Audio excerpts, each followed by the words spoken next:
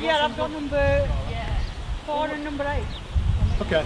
I suppose really, to use a garden analogy, it started off with two seeds of thought really. I mean, first of all there was the Wombwell Community Alliance that had its plan, which included development of landlocked areas, and that's essentially what this is, and Berneslai Homes, who needed to do something and wanted to do something within the community, and it sort of stepped up from there. Yeah. So we had a consultation event at Party in the Park last year where we talked to people, gave them a couple of sites to choose from and asked them which in their opinion they felt they would be most interested in.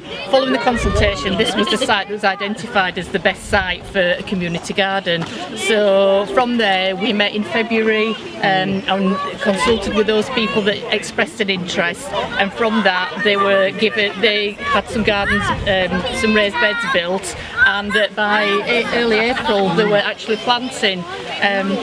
We did get a little bit twitchy in January because the community involvement wasn't quite what I thought it would be, but if we'd have set success criteria last November that we would have 10 beds planted out this year, then I would have been very, very happy with that, and that is in effect what we've got, and some more waiting to be developed. Yeah. It's gone well. Yeah, and in May when we had another event, people saw that some of the raised beds were already planted and they thought, oh, I'd like one of those as well. So the events are really good at actually highlighting the community garden and creating more demand.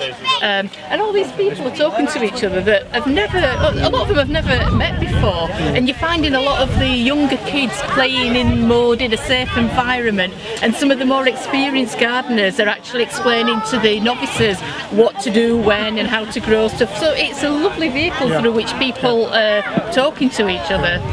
And at the moment they're focusing on doing all the growing, and that's the main focus. We're hoping that maybe come October, November time, when a lot of the producers died off, we're going to talk to them about maybe setting up a community group with its own committee, and that they can start making more decisions about what we're going to do with this site. Because at the moment we've just got some raised beds and we've done some community events. We want to develop the site, so maybe put some we want to put a big sign up at the front, don't we, identifying that this is the community garden. We'll probably want to put some seating in and develop the rest of the area. So that's our initial priority.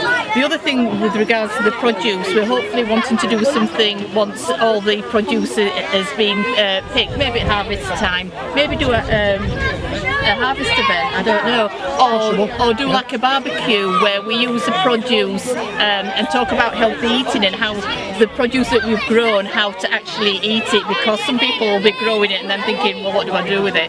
So we want to encourage people to live healthy lifestyles, and that starts with growing fresh produce and then eating it when it's ready.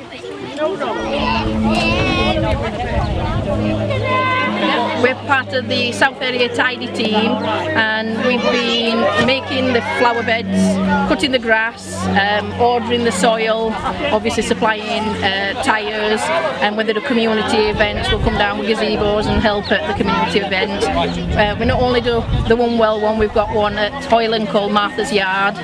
Any community projects we'll be involved in. We try to get as many volunteers as we can. But yeah, it's been a brilliant success, this one. Absolutely brilliant success, and it's lovely to see all the children involved. It's absolutely fantastic. Absolutely fantastic.